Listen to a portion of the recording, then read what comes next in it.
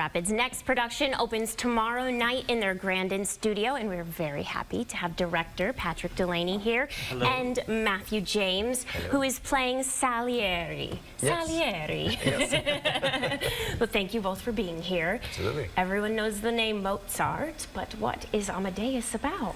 Sure. So this play was originally written in 1979 by a British playwright named Peter Shaffer. It is loosely based on true events, sort of Mozart's demise at the end of his life, but also as Salieri was dying, he famously claimed he had poisoned Mozart. So the play starts there and sort of works its way back. There are famously 3 or 4 different versions of the script. You can get, I have 4 different versions of the play at my house. It was famously a wonderful film in 1984 that Milos Forman directed. It won an Oscar. It won several Oscars. F. Murray Abraham in the role of Salieri won an Oscar for the role. It is famously one of those roles. So Ian McKellen originated the role. Yes. So a lot of heavy hitters. So, and we have Matthew James. Well, you do. Yes, Matthew James. We have our local heavy hitter. Absolutely. I'm always excited to see you in anything. Thank you. This is a comedy, a drama. Is it tell us the genre? Yeah, I mean, it's definitely a comedy that tends towards the dramatic. There's a lot of Mozart's music is highlighted in it, and a couple of Salieri's pieces. As much as it is about the men and their relationship and the struggle between, you know, brilliance and genius and what it means to be an artist, and those struggles against God and your own talent. It is also about celebrating Mozart and the genius that he was.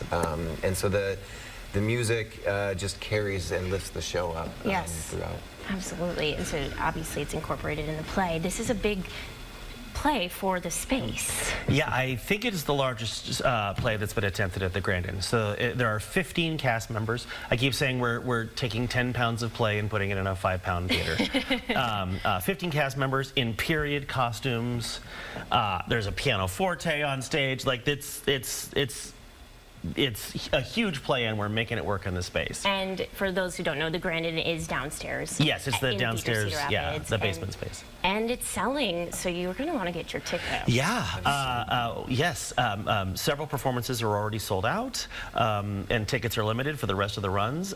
There are select performances that we have 2 wonderful local opera singers, Dr. Benjamin Lohr and Dr. Allison Holmes-Ben-Dixon, who's also in the play. And on those select performances, they're going to be doing a 25-minute concert TED Talk about Mozart. It's wonderful. That's free if you happen to have a ticket that night. So show up early and get a little culture on you. It's wonderful. Yeah. Yes, she's a gorgeous singer. Yes. Yeah. They both are. I'm sure they both are. Yes. Yeah. What's a fun fact about Salieri? Well, during his time, he was sort of the Mozart of his day. He was widely acclaimed. He was his music was produced all over, and then he, through Mozart's death and these rumors that sort of started to propagate, he sort of drifted in the background. One of the most interesting things about him is that he was an accomplished musical teacher, and he instructed Beethoven. And a couple other students as well. So he's a fascinating character that's very multi-level. How has that been working on these people who are, you know, historical, real people that we know? It's always, I always feel, I don't know if burden is the way, but a greater responsibility to portray these folks. So I have done a lot of research on the man himself, listened to not all, but a lot of his music and Mozart's music.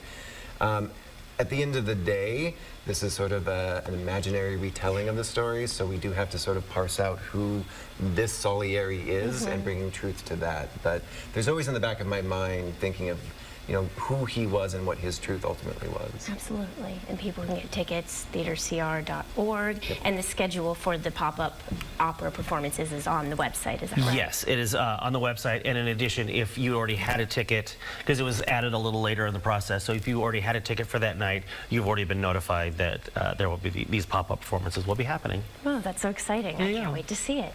Cool. Thank you both for being here. Thank you. Yeah.